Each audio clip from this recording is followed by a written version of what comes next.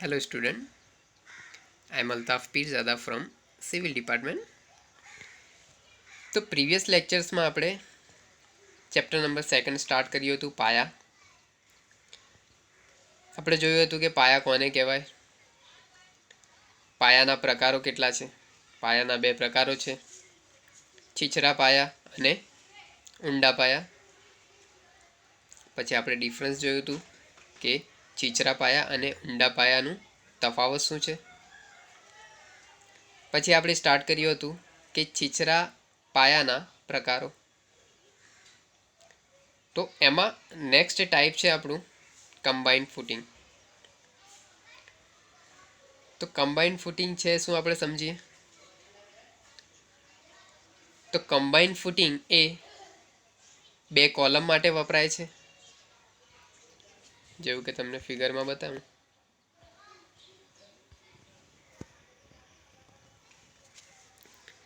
Combined footing એ બે column માટે વપરાય છે.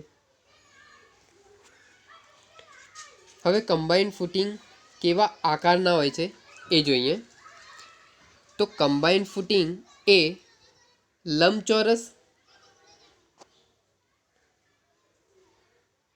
કે સમલંબક આકારના હોય છે. જે આપણા કમ્બાઇન્ડ ફૂટિંગ હોય છે એ કેવા આકારના હોય છે, તો લંબચોરસ કે સમલંબક આકારના હોય છે. હવે બે આકારના છે તો કઈ કન્ડિશનમાં કયો કોલમ યુઝ કરવું એ આપણે જોઈએ. તો જ્યારે બંને કોલમ ઉપર આવતો ભાર એક સરખો હોય, જ્યારે બંને કોલમ ઉપર આવતો ભાર એક સરખો હોય ત્યારે લંબચોરસ ફૂટિંગ યુઝ કરશું. લંબચોરસ ફૂટિંગ ક્યારે યુઝ કરશું, કે જ્યારે બંને કોલમ ઉપર આવતો ભાર એક સરખો હોય ત્યારે લંબચોરસ ફૂટિંગ યુઝ કરશું. હવે જોઈએ કે ટ્રેપેઝોઇડલ એટલે કે સમલંબક ફૂટિંગ ક્યારે યુઝ કરશું આપણે. તો જ્યારે બંને કોલમ ઉપર આવતો ભાર, જ્યારે બંને કોલમ ઉપર આવતો ભાર અસમાન હોય, એટલે એક જેવો ભાર બંને કોલમ ઉપર આવતો ન હોય ત્યારે સમલંબક જે આપણું ફૂટિંગ છે એને આપણે યુઝ કરશું. ઓકે, તો ક્લિયર કે સમલંબક ફૂટિંગ ક્યારે યુઝ કરશું આપણે, કે જ્યારે બંને કોલમ ઉપર આવતો ભાર અસમાન હોય, એટલે એક જેવો ભાર બંને કોલમ ઉપર આવતો ન હોય ત્યારે સમલંબક ફૂટિંગનો યુઝ કરશું. હવે આપણે જોઈએ કે કમ્બાઇન્ડ ફૂટિંગ કયા કિસ્સામાં વપરાય. કમ્બાઇન્ડ ફૂટિંગ કયા કિસ્સામાં વપરાય એ જોઈ લઈએ. તેમાં ફર્સ્ટ પોઈન્ટ છે કે જ્યારે પાસેના બે ફૂટિંગ ઓવરલેપ થતા હોય. એટલે આપણે ફૂટિંગ કરશું બરાબર. તો જ્યારે પાસેના બે ફૂટિંગ્સ, જે પાસેના જે બે ફૂટિંગ્સ હશે બરાબર, પાસેના બે ફૂટિંગ્સ એ ઓવરલેપ થઈ જતા હશે. જ્યારે પાસેના બે ફૂટિંગ, એક ફૂટિંગ અહીં કર્યું ને એક ફૂટિંગ અહીં કર્યું બરાબર, તો પાસેના બંને ફૂટિંગ છે એ ઓવરલેપ થઈ જતા હોય ત્યારે નેક્સ્ટ એની બીજી કન્ડિશન છે કે જ્યારે કોઈ કોલમ મિલકત રેખાથી એકદમ નજદીક હોય. આપણી આ જેવી કે મિલકત રેખા છે, ને સમજો કે આ જે છે એ આપણું કોલમ છે. તો જ્યારે કોઈ કોલમ મિલકત રેખાથી એકદમ નજદીક હોય અને તેનું ફૂટિંગ મિલકત રેખામાં રાખતા, એટલે એનું ફૂટિંગ અહીંયા આપણે કરવું પડશે બરાબર. તો જ્યારે આપણે એનું ફૂટિંગ મિલકત રેખામાં રાખીએ ત્યારે તે ઇસેન્ટ્રિકલી લોડેડ થઈ જતું હશે. ક્યારે યુઝ કરશું, કે જ્યારે કોઈ કોલમ મિલકત રેખાથી એકદમ નજદીક આવેલું હોય, એટલે આ મિલકત રેખા છે એનાથી એકદમ નજદીક કોઈ કોલમ આવવાનું હોય અને તેનું ફૂટિંગ મિલકત રેખામાં આપણે રાખીએ ત્યારે તે ઇસેન્ટ્રિકલી લોડેડ થઈ જતું હોય ત્યારે. તો ખબર પડી આપણને કે ક્યારે કમ્બાઇન્ડ ફૂટિંગ કયા કિસ્સામાં આપણે વાપરીએ.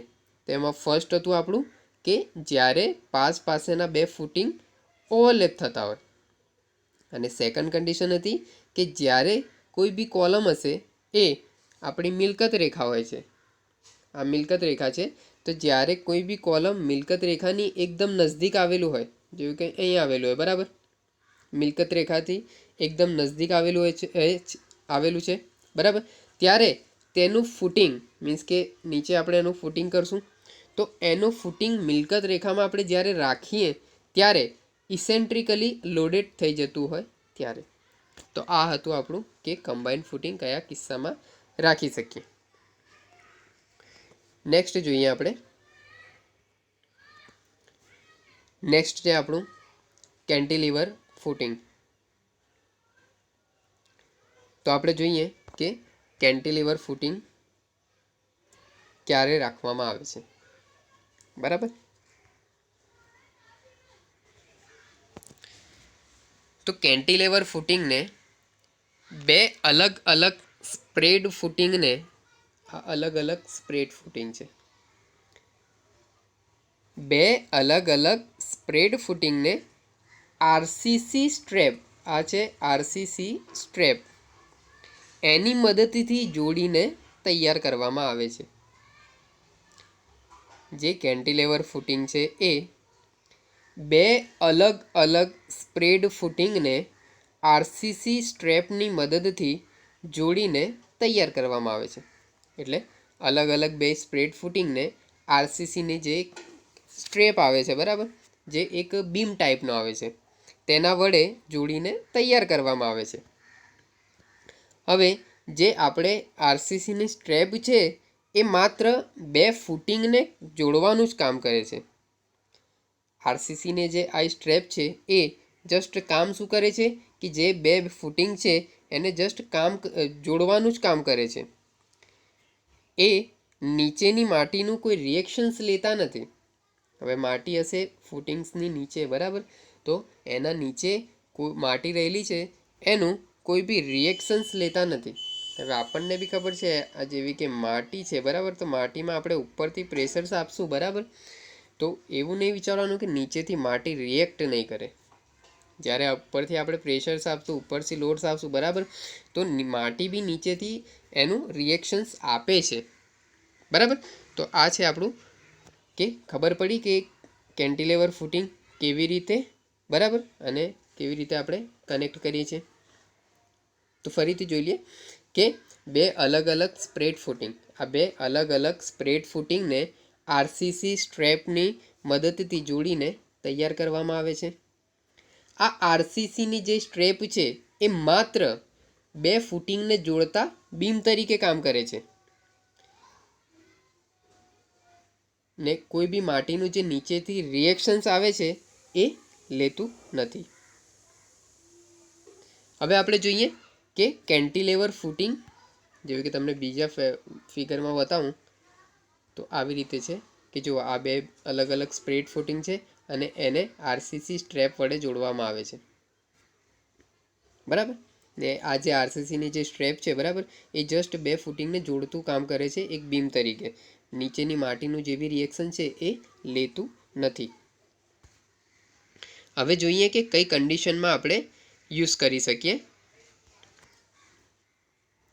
તો જ્યારે બે કોલમ વચ્ચેનું અંતર વધારે હોય તથા માટીનું અલાવેબલ સોઇલ પ્રેશર જે હોય છે એ વધારે હોય. જ્યારે બે કોલમ વચ્ચેનું અંતર હશે એ વધારે હોય તથા જે માટીનું અલાવેબલ સોઇલ પ્રેશર છે એ વધારે હોય ત્યારે કમ્બાઇન્ડ ફૂટિંગ કરતાં સ્ટ્રેપ ફૂટિંગ સસ્તું પડે છે. સ્ટ્રેપ ફૂટિંગ ક્યારે યુઝ કરશું કે જ્યારે બે કોલમ્સ છે આપણા, બરાબર, આ બે કોલમ વચ્ચેનું જે અંતર હોય, બે કોલમ વચ્ચેનું જે અંતર છે એ વધારે હોય, બે કોલમ વચ્ચેનું અંતર વધારે હોય તથા જે અલાવેબલ સોઇલ પ્રેશર્સ છે એ વધારે હોય, જે સોઇલનું પ્રેશર્સ બી છે, માટીનું પ્રેશર, બરાબર, એ બી વધારે હોય ત્યારે કમ્બાઇન્ડ ફૂટિંગ કરતાં સ્પ્રેડ ફૂટિંગ જે છે એ સસ્તું પડે છે, એટલે ત્યારે આપણે સ્પ્રેડ ફૂટિંગનું એટલે કેન્ટિલેવર ફૂટિંગનું યુઝ કરશું. ઓકે, નેક્સ્ટ આપણે જોઈએ કે રાફ્ટ અથવા તો મેટ ફૂટિંગ. તો રાફ્ટ અથવા મેટ ફૂટિંગ ક્યાં કરવામાં આવે છે અને કેવી રીતે કરવામાં આવે છે એ જોઈએ આપણે.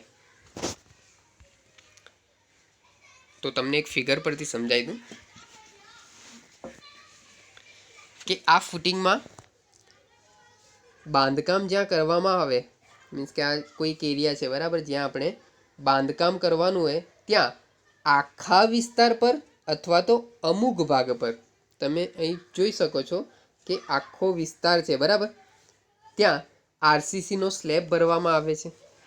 તમે જોઈ શકો છો અંદર કે આપણે રાફ્ટ ફાઉન્ડેશન અહીં કરવાનું છે બરાબર, આ વિસ્તારમાં. તો આ વિસ્તારમાં કરવાનું છે, તો એ વિસ્તાર પર કોઈક અમુક જગ્યાએ અથવા તો આખા વિસ્તાર પર, તો આપણે આ આખા વિસ્તાર પર શું કરેલું છે, આરસીસીનો સ્લેબ ભરવામાં આવ્યો છે બરાબર. આ સ્લેબ ઉપર ઘણા બધા કોલમ્સ બી અને દિવાલ પણ ટેકવવામાં આવે છે.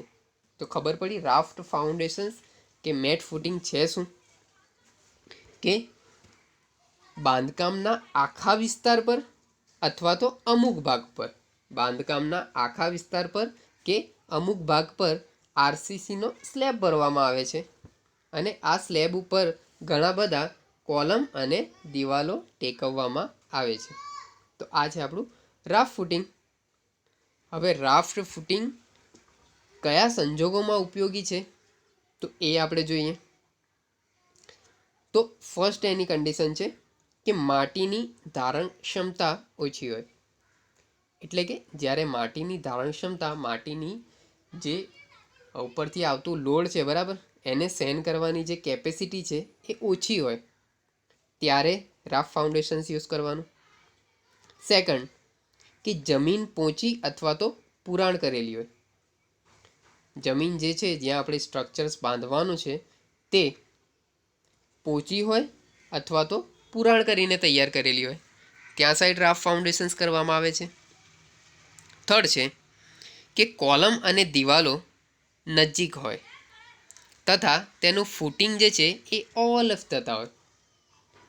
કોલમ, આ જે કોલમ્સ છે એ અને જે દિવાલો હશે એ નજદીક હોય તથા જે એમનું ફૂટિંગ કરશું એ ઓવરલેપ થતા હોય, એકબીજાથી ઓવરલેપ થઈ જતા હોય, ત્યારે આપણે રાફ્ટ ફાઉન્ડેશન યુઝ કરશું.